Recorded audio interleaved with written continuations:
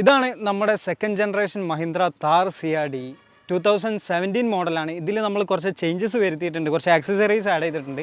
അതിൽ പെട്ടതാണ് angry bird grill കൊടുത്തിട്ടുണ്ട്, നല്ല സ്ട്രോങ് ആയിട്ടുള്ള ഓഫ് റോഡ് ബമ്പർ ഉണ്ട്, പിന്നെ നല്ല ബ്യൂട്ടിഫുൾ ആയിട്ടുള്ള അലോയ് വീൽ ആഡ് ചെയ്തിട്ടുണ്ട്. അതുപോലെ ഒരു സ്നോർക്കലും 2 ഫോഗ് ലാമ്പും കൊടുത്തിട്ടുണ്ട്.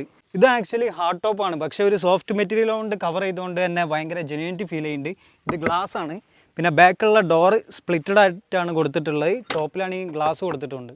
ഇതിൽ മഹീന്ദ്ര കൊടുത്തിട്ടുള്ള 2.5 litre 4 cylinder turbo charge diesel എഞ്ചിനാണ്. ഇതിൻ്റെ മാക്സിമം ഔട്ട്പുട്ട് വരുന്നത് 105 bhp പവറും 247 ന്യൂട്ടൺ മീറ്റർ ടോർക്കുമാണ്, with 5 speed manual transmission and 4 wheel drive. ഇനി ഇൻറ്റീരിയറിൽ നോക്കുമ്പോൾ ഫുള്ളി അനലോഗ് ആയിട്ടുള്ള മീറ്ററാണ് നമുക്കുള്ളത്, പക്ഷേ അതിൽ ചെറിയൊരു ഓഡോമീറ്ററും ട്രിപ്പ് മീറ്ററും മാത്രം ഡിജിറ്റലായിട്ട് കൊടുത്തിട്ടുണ്ട്.